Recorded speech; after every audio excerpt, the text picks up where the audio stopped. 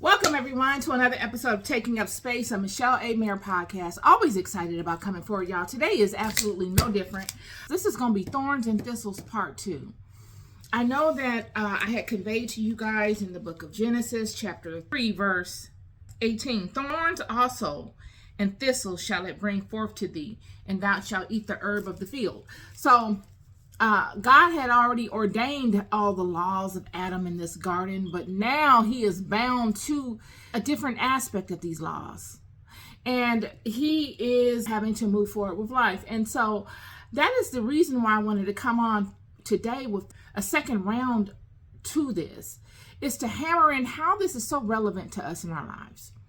You know, many of us find ourselves in very uncomfortable situations. You know, none of us, I don't believe, go into situations knowing that they're going to be a negative connotation or a negative scenario or spin put to our experience from those situations.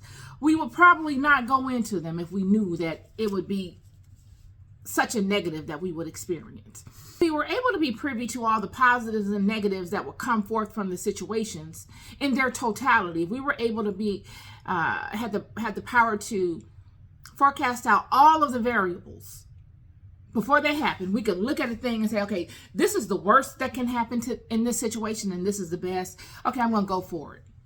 We would more than likely base our situations more so off of the extent of how bad it could possibly be. And we do that just now off of what little we see. Excuse me. But if we were able to see really long distance actuals, not hypotheticals, but actuals that would happen, if we were able to see into the future the actuals of what would transpire, we would probably base our decisions mostly off of the negatives and say, okay, do we really want to do this? Is this worth this? But I'm here to tell you that most times, friend, in life, the things that are so negative, that wreak so much havoc on your life, are your biggest blessings.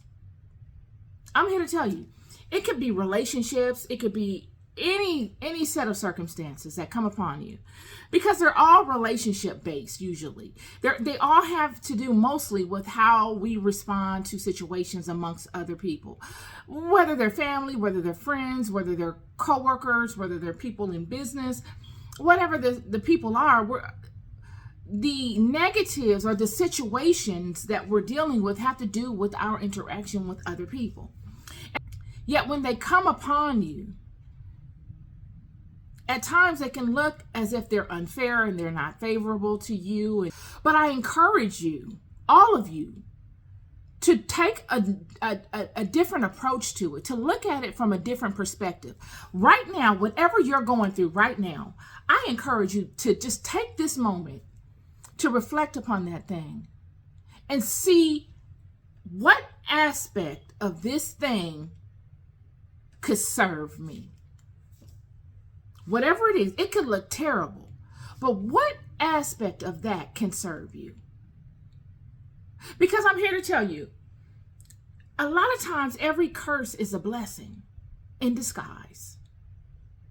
This curse that befell Adam and Eve would lead them and all the children after them on this magnificent journey throughout life.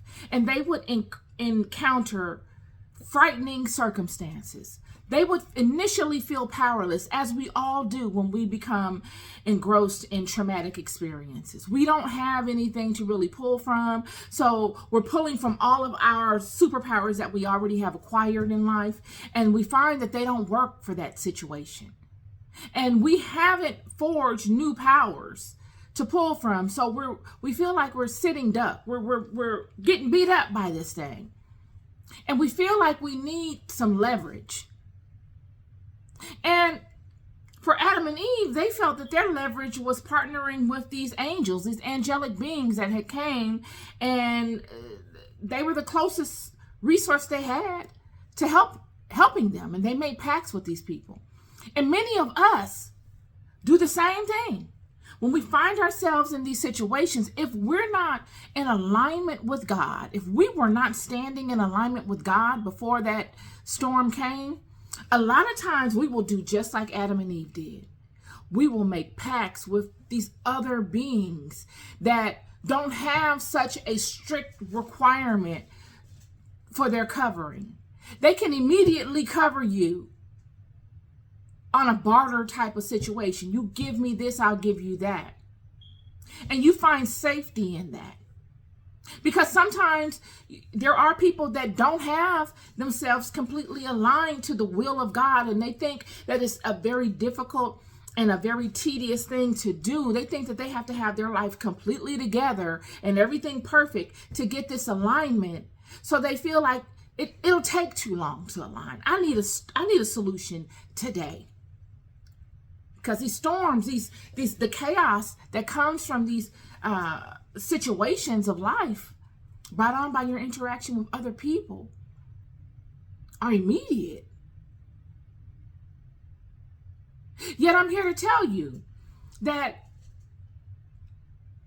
whether you have yourself in alignment or not, that situation is posing you with the opportunity to tap in. You're at a crossroads when those situations arise. You're at a crossroads within your own life to say, do I take this route or do I take that route? And it all depends on how you see you.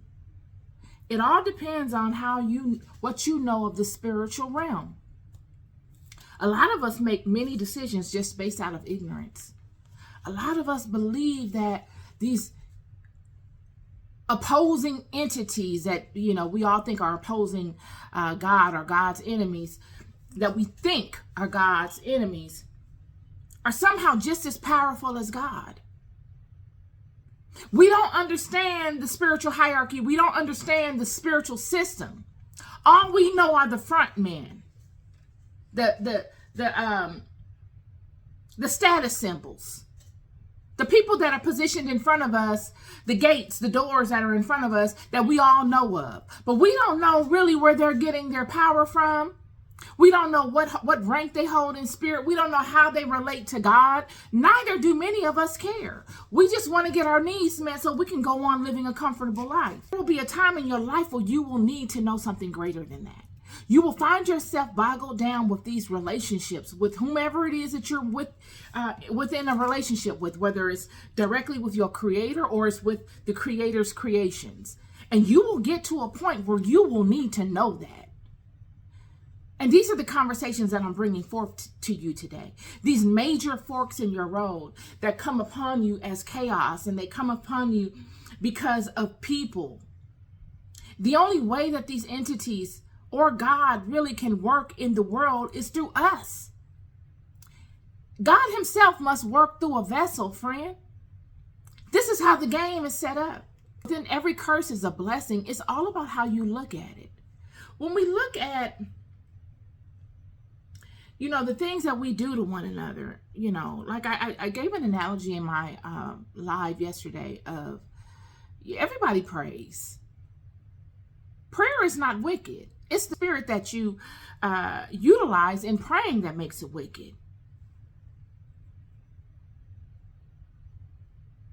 Is your prayer righteous? Are you only know if your prayer is righteous? Are you righteous in your prayer for asking God to do such and such to such and such? Are you? Or are you being malicious? And then that person that you are considering yourself praying against, does that person see themselves as a victim because of all the nasty and wicked prayers that you're sending to them? Are they being harmfully affected by it? Do you see that in their life? Are they being do they see themselves as a victim to you because of all the wickedness you are sending them? Or do you see your wickedness that you're sending to them manifest in your own life? Because I'm here to tell you, a lot of times, friend, that thing ain't going no further than you when you're sending out the negative prayers. It's not going anywhere but to you. It's covering you. And that person that you're sending the prayers out to, you're making better. You're giving that person real world experience in how to overcome that type of spiritual war. There's no loss. You are making them a master. So that when they leave that situation with you, and will leave that situation with you, they will move on the greater, and you will move on the lesser. This goes for everyone that does spiritual work for other people. This is extremely important for you to know, and y'all know it. You cannot, this is a law of reciprocity. You cannot do things and expect there to be no result from them. You can't. One person will go on the better, and one will go on the lesser. When I look at this, I see Jacob.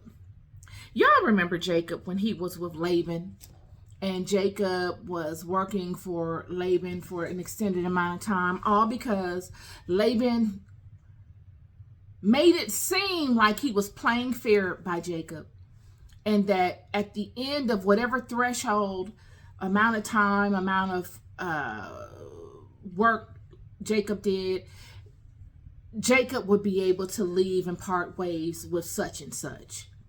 But every single time that time came for Jacob to be able to honor his end of the bargain, which he always did, Jacob never missed. Every time it came to the end of the contract, Laban would extend the finish line. Laban would say, okay, well, no, because of this, I'm not able to do it. So I need you to stay with me another X amount of years. And this will go on. I mean, Jacob would stay with Laban for like 20 some odd years and go in and out of all of these situations with Laban. Until it got to a point where the Bible says that God spoke to Jacob. And told Jacob that he should leave Laban. It was time for him to leave.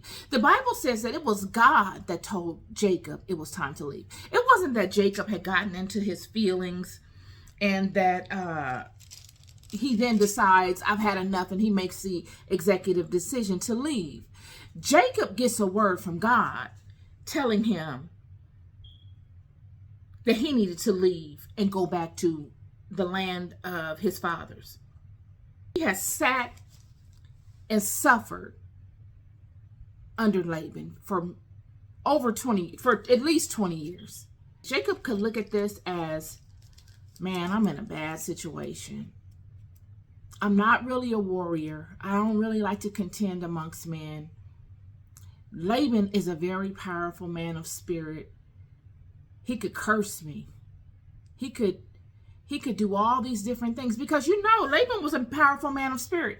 So, he was using all kind of witchcraft to keep Jacob. I'm sure Jacob learned a lot about spiritual war dealing with Laban. Because this is how God teaches his people, friend. If you think, being a child of God just means, Father, please help me get my nails done next weekend so I can go to Lisa's party. Please help me to keep the job. If you think that's the God that you serve, you are mistaken. And any of God's leaders, any of the leaders of the house, any of the people that God has put in place to lead his sheep, all of them have been powerful men and women of spirit. That's fundamental. They can go to war spiritually. They can contend in the spiritual world. The spiritual world knows these people. That's a fact. Just like when Jesus went and he saw the man that was that had all the evil spirits in him, and he cast them out into the pigs. And they said before he cast them into the pigs, he says, "Son of God, don't destroy us before our time." They know that they're on a certain timetable, and they know who the children of God are. How do they know? Because, friend, it is a visual that you see in the spirit world. A spirit can see a child of God far clearer than a man or a woman can. They see your aura. They see the vibration that emanates from you. They see the angelic covering that you have. It's a different color spectrum. You're vibing at a different level. Your thinking is different. And I use Jesus as an example to this because scripture quite clearly emphasizes this for those that can see into what scripture is saying. So Jacob could have looked at this situation with Laban as a powerless situation. He could have looked at himself as a victim. His story could have stopped with Laban. Many people's story would have stopped with Laban. If you would have known Jacob prior to him going to Laban, and you come back over there 50 years later, and you look and you see Jacob, you would still see Jacob with Laban if Jacob didn't have a calling. How many of us have stayed in places more time than we should have because we didn't have enough knowing within ourselves? We weren't aligned properly. We are not standing in the totality of our creation because we're not aligned. We're trying to go it alone. We're more interested in the outward projection. Friends, this is a season, and I know I'm not the only one. I see it everywhere on social media. This is a season of introspection. This is a season of alignment. This is a season of listening and looking for the movement of God amongst people and amongst, most importantly, yourself. This is a pulling back of the veil. This is the siphoning away of things that just don't matter. It's only so long you can do the things that don't matter before you get tired of them.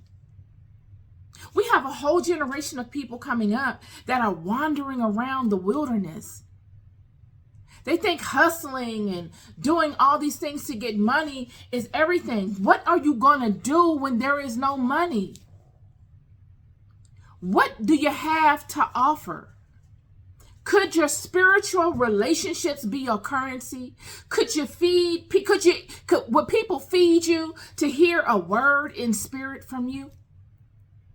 These are the things. And these things are not easily obtainable, but they are definitely obtainable. When we see Jacob, we see someone that has been able to master protecting himself and overcoming all of the spiritual wickedness being thrown at him by a master sorcerer. Laban is the grandfather or the father, or could be the same person, of the chief sorcerer of Egypt, Balaam, the man that Moses will war with and defeat.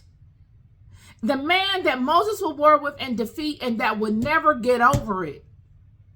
He would be humiliated by Moses. Musa would he humiliate him, make him run. He made him run. I need you to understand what's going on here. These children are spiritually powerful people. So there's no fear factor involved in their walk spiritually. This is what made them such a problem. This is the bloodline that we're talking about here.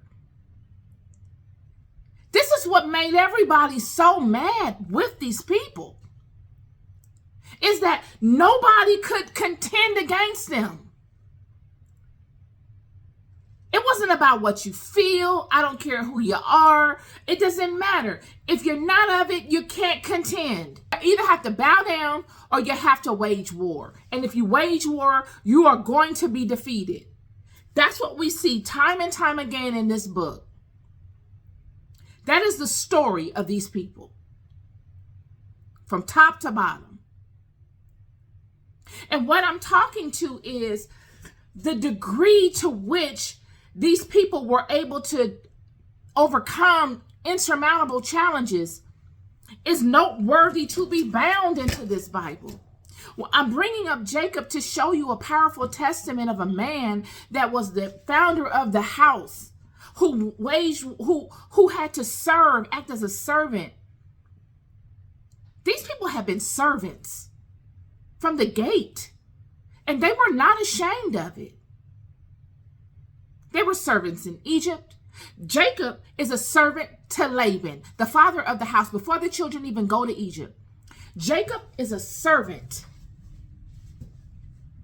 to a man that is somewhat pimping him. Laban is pimping Jacob to make him rich. He does it for 20 years. And every time the time is up for Jacob to leave, Laban extends the term of the deal and extends it until God says, it's time for you to go. You've learned everything you need to know about what I needed you to learn, and you've worked off your karmic debt. You're debt free. Now I can hold you blameless because of what he did with his brother Esau by deceiving him. He's worked that karma off with Laban. You see? Indebtedness. You do me something and I haven't done nothing to you, you owe me. That's called karma. You owe me. And because Laban owed him, Jacob was able to settle his karmic debt. Yet by the time God gave Jacob the word to leave, Jacob had become a master at his trade, y'all. This is my point to you. When you go through these hard things of life, I don't care if you are in a prison cell, friend. I don't care if you are sitting up under someone in a situation that you don't like and you got to deal with it. I don't care if you're at a job that you don't like and you got to work it. I don't care if you're involved with business people that you don't really vibrate with, but you've got to stay and see it through. Whatever it is, whatever the situation is, you've got to see the situation in a way that it benefits you the most. You get the most from that thing. You don't be the victim. God's children are never the victims. They don't even think like that. I was never born to be a victim. I don't know what a victim mindset is. I don't know anything about it. Honestly, I'm being honest with you. I don't know anything about being a victim. If I'm in a situation that does not, it doesn't feel good, or it's not the way that I wished it would be, and I'm having to serve somebody, I'm going to serve them in a way that brings forth the maximum out of me to make me better. If I have to follow someone's direction, I'm going to make sure that the things that I choose to admire and follow of that person are characteristics that I can embody that will make me better, and I will leave all of the other garbage characteristics to the side and say these are things that I will not be because of such and such. That's what children of God do. And that's what Jacob would do. He would see the situation as an experience for him to master his craft. He will become a master. And everything he would touch will be gold. Even while under Laban's house, and Laban would be so frustrated because it would be only so long he could keep the game going. And Jacob would leave. And that is my word for you. These people in these situations do nothing but prove you. They will bring out in you a master. And the master being brought out in you is to help make them better. How? Because, friend, if anybody knew all that Jacob went through, it was Laban. He did it. He knew knew all the stuff he did to Jacob. We could see the same thing with Joseph. His brothers knew all the things that they did to him. They knew all the lies that they told upon him. They never expected him to make it out of that. It was impossible. It was nearly impossible for him to make it and even to ascend to the heights that he ascended to. But he did. And now, what better crowd of people to teach? They know better than anyone all the things that they did against you. They got more faith in you than anybody. They know the true story behind you. They know for a fact that if anybody's advice that I take, it's going to be this person. Because they've defied the odds. They've proven themselves. And a lot of times that's what it's about. It's about going through things in front of people for God to prove you in a way in front of those people, because they never would have been able to believe in you any other way. They never would have seen you for really what, they never would have seen God, let's just say that, for who God truly is, had they not sent you through all of that stuff. They really wouldn't be able to embrace the totality of the lesson that God laid before them through you, had they not had the experiences of you. So there's nothing to be bitter about. There's nothing to be feeling resentful for. This is what I go back to when I say forgiveness. It's easy for somebody to forgive. You've blessed me. You have blessed me in a way that I just never would have even have thought that could happen. And it's my pleasure to be able to testify to you to these blessings. My testimony to you today is, whatever you're going through, whatever it is, look at that thing in a way as to how it could serve you. How can it make you better? Get fascinated with the thought process of those that you're dancing with. And look for creative ways to make it serve you, to make it serve God, and not make it serve you any kind of way. This is the last thing I want to say. This is very important. Not make it serve you any kind of way. You see, Laban and all of Joseph's brothers, they did any and everything they could to stop these people. They did any and everything they could to get rid of these people. They didn't play by the rules. They were flagrant. They were fouling out. They were doing all kinds of stuff to these people. Yet the people, Joseph and Jacob, stayed in alignment to the law of God. This is where it makes you better at. This is supreme stuff. This is not ground level average stuff. This is higher level intellect, self-control, discipline, all of these things. People love to speak about discipline. True discipline is being able to stay in alignment amongst insurmountable challenges.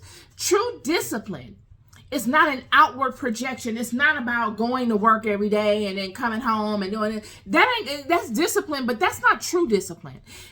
True discipline is staying in alignment to God and mastering yourself. Being able to master and control your mind, and then being able to master and control your emotions, and not allowing the things of this life to take you outside of that. That is true discipline. And that is the hardest thing you could ever do in this life, especially when dealing with insurmountable situations. Situations that are created by master manipulators to make you do these things. It goes back to what I said about working out. Everybody wants to go to the gym and do all this stuff in the gym, but are you spiritually strong? That gym is cool. I don't have anything against it. I think it's wonderful and it's necessary. But you want to know what's even more necessary? Being strong spiritually. Because without that, you're just a paper tiger. You look strong, but you ain't got nothing going on. A little child is stronger than you. You will take counsel from a teenager as an adult without that inner strength. A teenager could be stronger internally and spiritually than you. A lot of times you got people giving you all these motivational words and spiritual motivational speeches, and before you know, you look up, you and them both in hell. And they won't be able to lead you out of hell. You'll be able to lead them. You see, these are the things that I'm talking about, not outward projections, internal projections, internal things. Same way with discipline. Sure, you're disciplined to do all these worldly things. Are you disciplined to keep yourself aligned to God? Are you disciplined so that when you find yourselves in situations with people that are looking to do wicked, that are looking to do and work the wiles of Babylon upon God's children, are you disciplined enough to play your position in that area, in that environment, as God inclined you to do? Are you disciplined enough to stand and be an avatar to God when you know that wickedness is prevailing? Because that's discipline. It takes discipline to be able to do that. You got to be aligned properly, and you've got to be consistent in your walk with God for it to even be a possibility for you to come forward and do that, for it to be second nature to you. To every negative, there's a positive. Are you able to find the positive in your negatives? Are you so busy basking in the negatives that you're wasting time? You're not perfecting your craft so that you can be useful. Look at that negative. Look at that thorn. And take from that thorn the experience of dealing with that thorn and make it make you better. Period. You make it make you better by focusing on things that can benefit you. Regardless of how uncomfortable you may be or feel while experiencing them, look at those thorns, because you're going to be uncomfortable regardless, friend, whether you're complaining about it or whether you're taking from it things that can serve you. I would rather look at that thorn while it's making me uncomfortable and take from it things that can serve me, because that in itself will make me feel better. I'll know in the back of my mind, wow, at least I'm getting some relief in this by doing things that really make me feel good. And the things that make you feel good, friend, are your calling. They are your gift. God has a plan for you. It might seem like that thorn is the end of everything, but it's not. Not if you look at it the proper way. If you look at it in a way where it begins to serve you, you give more life to you. And more life is what you need in overcoming that thing and making yourself a master of it. Become a master of your thorns. And in you mastering them, they must serve you so that you can go forward and assist others that are plagued with such thorns also. Because when I tell you, they will have more faith in you than anyone, because they themselves will know. All those people that put you in those thorny situations, they will know